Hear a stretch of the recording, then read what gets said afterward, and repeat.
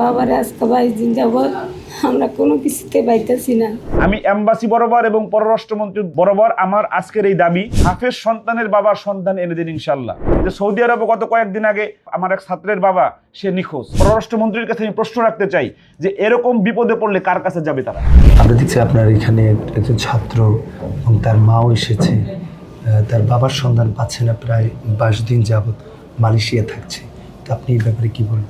আসসালামু আলাইকুম রহমতুল্লাহি ওয়া বারাকাতুহু। মোহাম্মদ জুবায়ের দৃষ্টি প্রতিবন্ধী আমার ছাত্র ও অসাধারণ সুকণ্ঠের অধিকারী। ওকে আমি কম বেতনে নিয়েছি। মাননীয় পররাষ্ট্রমন্ত্রীর বরাবরে আমি আজকে এই কথাটা আমি বলছি অন রেকর্ড যে আমার বাচ্চার বাবা মালয়েশিয়াতে থাকে। আমাদের যে এম্বাসি আছে, বাংলাদেশ এম্বাসি, এই এম্বাসির কাজটা কি? আজকে 15 দিন একজন রেমিটেন্স যোদ্ধা, যাদের টাকায় বাংলাদেশ চলে বলতে গেলে, যে মানুষগুলো বুকে পাথর বেঁধে সারা দুনিয়ার সকল আত্মীয় স্বজনকে রেখে বাংলাদেশকে রিপ্রেজেন্ট করতে, বাংলাদেশকে বাঁচাতে, বাংলাদেশের অর্থনীতিকে বাঁচাতে যারা নিজের জীবনকে উৎসর্গ করে, এই মানুষগুলো আজ অসহায়, তারা আজকে নিখোঁজ। পরিবারগুলো কান্নাকাটি করছে রাস্তায় রাস্তায়। আমি এমবাসি বরাবর এবং পররাষ্ট্রমন্ত্রী বরাবর আমার আজকের এই দাবি যে আমার এই অন্ধ ছেলেটা, হাফেজ ছেলেটা, তার মা আমার কাছে এসে কাঁদতেছে। আমি নিরপেক্ষ দৈনিক নিরপেক্ষের মাধ্যমে আমি জানাতে চাই যে মেহেরবানি করে আপনারা যত দ্রুত সম্ভব এম্বাসির মাধ্যমে আমাদের এই হাফেজ সন্তানের বাবার সন্তান এনে দিন ইনশাল্লাহ।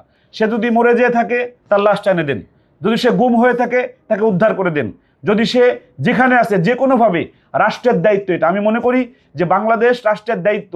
আমি খুব দুঃখের সাথে বলছি যে সৌদি আরবে গত কয়েকদিন আগে আমার এক ছাত্রের বাবা সে নিখোঁজ। এইসব দেশে যে আমাদের এই রেমিটেন্স যোদ্ধারা নিখোঁজ হচ্ছে, আমাদের পররাষ্ট্র মন্ত্রণালয়ের কাজটা কি তাহলে? তারা কি কাজ করছে? তাদের মাধ্যমে আমরা কেন সহযোগিতা পাচ্ছি না? আমাদের এই সন্তানরা সহযোগিতা পাচ্ছে না।